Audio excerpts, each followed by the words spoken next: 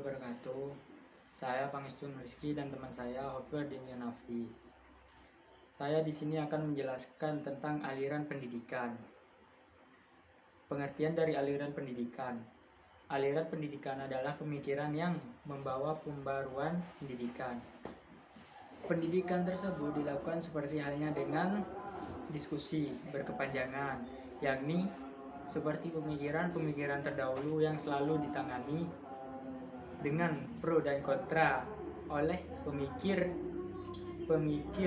berikutnya, sehingga terlahirlah pemikiran-pemikiran yang baru. Agar diskusi tersebut bisa dipahami, maka diperlukan aspek-aspek yang berasal dari aliran. Adapun macam-macam aliran pendidikan, yang pertama ada aliran klasik dan yang kedua ada aliran pokok.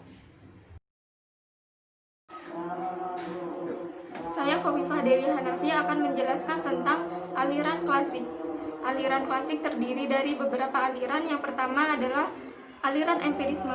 Menurut pandangan aliran empirisme, pendidikan memegang peranan penting dalam menyediakan lingkungan pendidikan kepada anak dan akan diterima oleh anak sebagai pengalaman. Yang kedua ada aliran nativisme.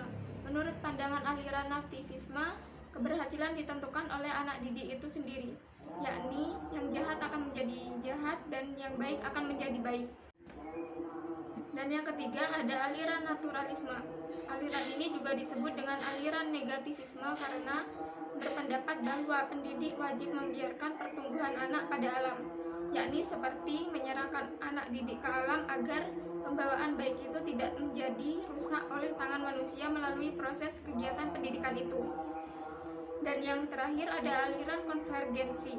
Aliran ini merupakan gabungan dari aliran negativisme dan empirisme, yakni menggabungkan pentingnya hereditas dengan lingkungan sebagai faktor yang berpengaruh pada perkembangan manusia, tidak hanya berpegang pada pembawaan, tetapi juga kepada faktor yang sama penting.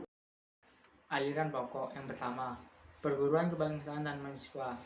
Perguruan Taman Siswa didirikan oleh Ki Hajar Dewantoro pada tanggal 3 Juli 1932 di Yogyakarta, yang mempunyai 7 asas perjuangan untuk menghadapi pemerintahan kolonial Belanda serta sekaligus untuk mempertahankan kelangsungan hidup yang bersifat nasionalisme dan demokratis. Di sini ada beberapa poin. Yang A, setiap orang memiliki hak mengatur dirinya sendiri dengan mengingat terbitnya persatuan dalam berkehidupan umum. B, pengajaran harus memberikan pengetahuan yang berfaedah dalam arti lahir dan batin, dapat memerdekakan diri. Yang C, pengajaran harus pada kebudayaan dan kebangsaan.